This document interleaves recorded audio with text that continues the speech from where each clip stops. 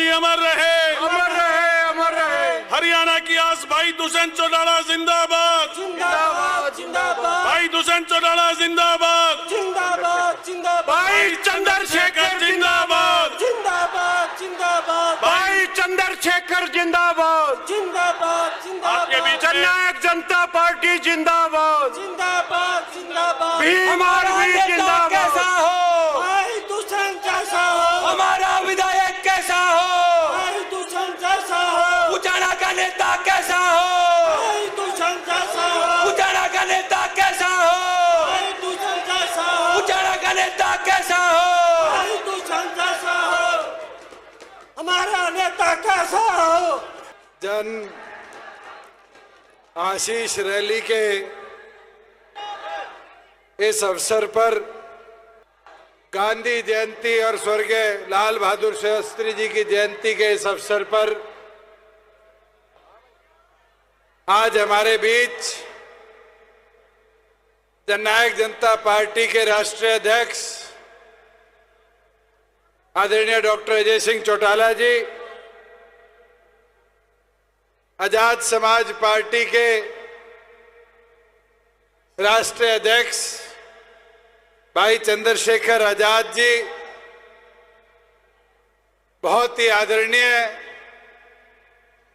मेरी माता जी श्रीमती नैना चौटाला जी, मंच में आपका संबोधन अभी कर रहे डॉक्टर केसी बांगड़ जी, मंच पर विराजमान पार्टी के जिला के प्रभारी अध्यक्ष किशन राठी जी, जोरा सिंह जी, हमारे हल्का के अध्यक्ष शमशेर जी, मंच पर बैठे बहुत ही मेहनती मेरे साथ विधानसभा में हर पल खड़े रहे भाई अमरजीत ढांडा जी, सभी सम्मानित पार्टी के पदाधिकारीगण और उचाना के 65 गांव और मंडी से आए मेरे बुजुर्गों, मेरी माताएं, बहनें, युवा साथियों, मैं पहले तो आप सबका आभार प्रकट करता हूं कि पिछले 30 दिन के इस सफर में एक एक कार्यकर्ता ने, पदाधिकारी ने जी जान लगाकर जो मेहनत करी है, आज उसका असर है कि प्रदेश में आपके संगठन की, गठबंधन की ताकत को प्रत्येक व्यक्ति आंक रहा है। साथियों, आज से 15 साल पहले 21 साल की आयु में मेरे को पहली बार उचाना आपके बीच में चुनाव में आने का अवसर मिला था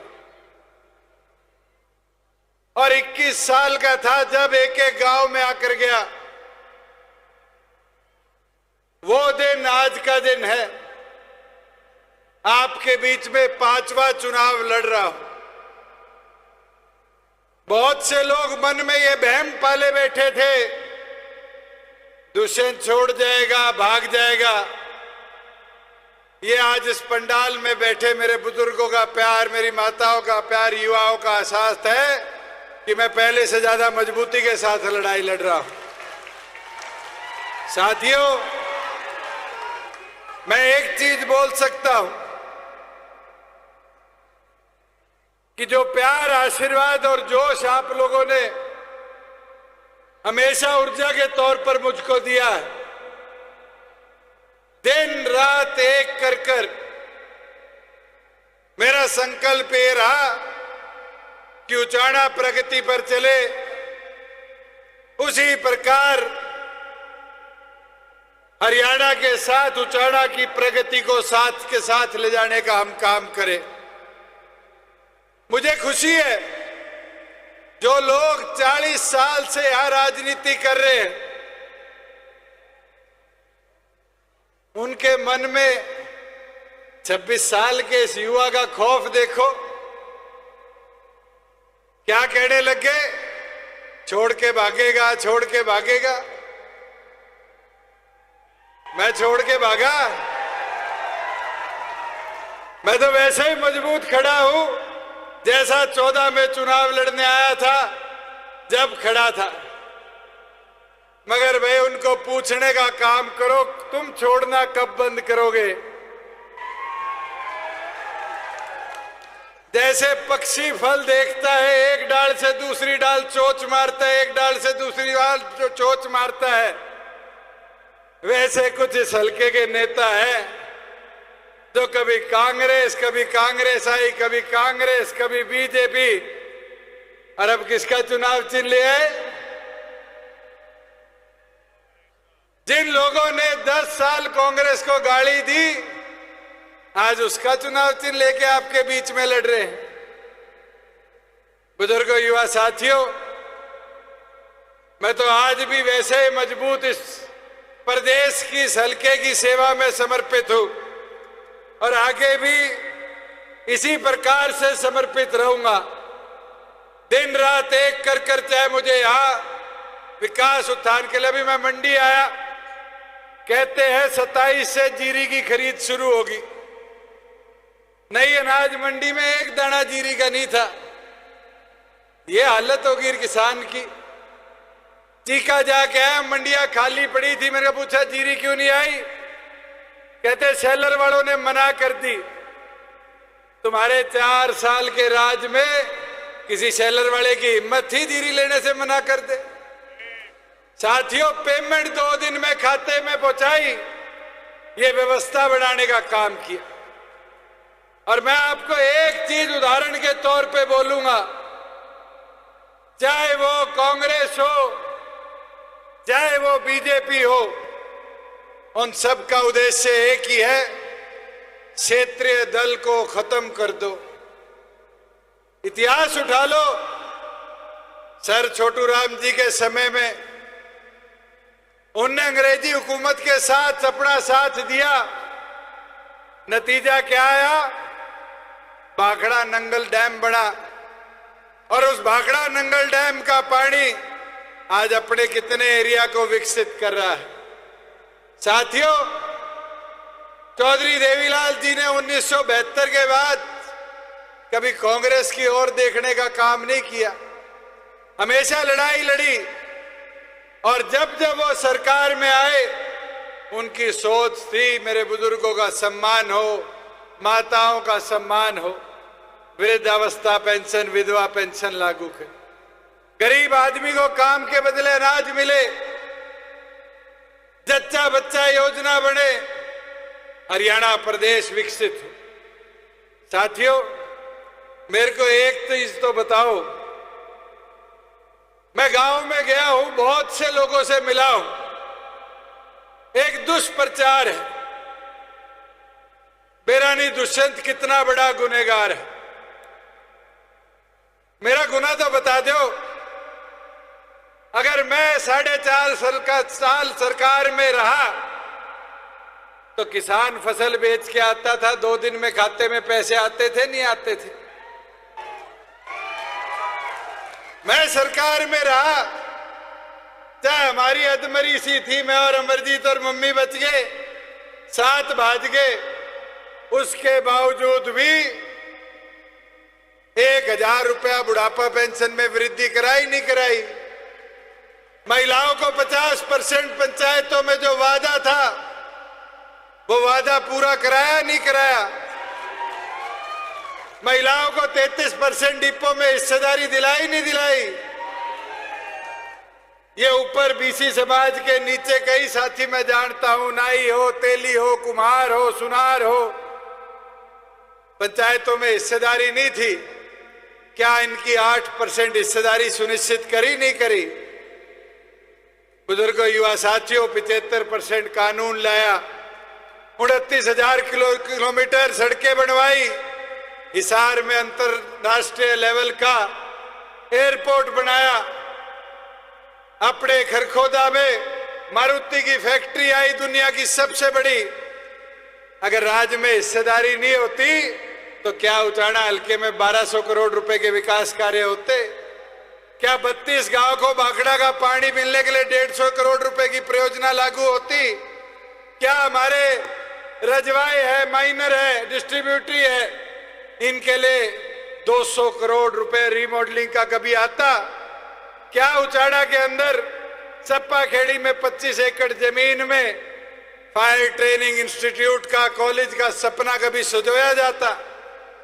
साथियों, मेरी गलती एक थी कि जो वादे आपको करे थे उसको पूरा करने के लक्ष्य के साथ हम सरकार में थे।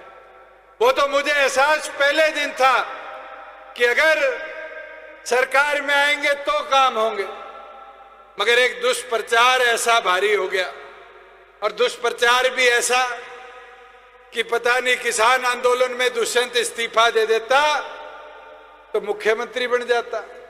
है प्रचार नहीं है? मेरे को एक चीज बताओ, मुख्यमंत्री को एक विधानसभा बनना जाता है? एक विधानसभा जीते मुख्यमंत्री बन सकते तो सारा देश ही नहीं बन जाता।